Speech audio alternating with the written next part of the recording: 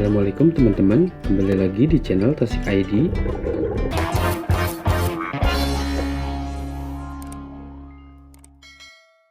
Oke teman-teman, kali ini kita akan menguji coba alat selam kompresor versi ketiga ini di kolam renang Sukahaji Waterboom.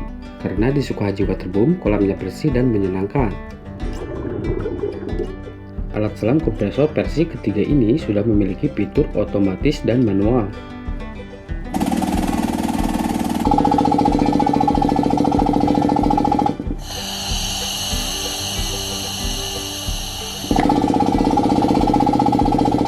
Oke teman-teman, sebelum digunakan kita review dulu alat selamnya ya.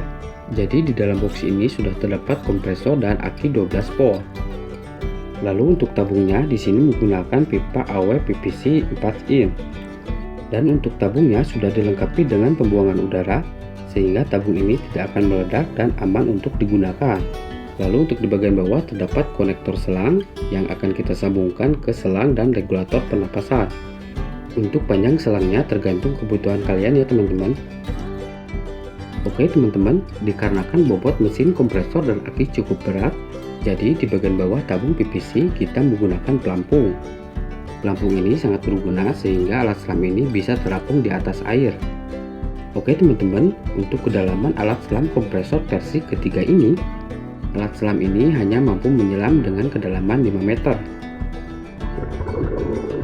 Untuk penggunaan alat selam kompresor ini bisa bertahan berjam-jam ya teman-teman, tergantung kapasitas aki yang digunakan. Buat teman-teman yang ingin memiliki atau memesan alat selam kompresor ini, teman-teman bisa menghubungi nomor WhatsApp di bawah ini ya. Oke teman-teman, mari kita coba alat selam kompresor versi ketiga ini di dalam air. Jangan lupa subscribe dan share video ini agar kita rajin membuat video menarik lainnya yang akan kami sajikan untuk Anda.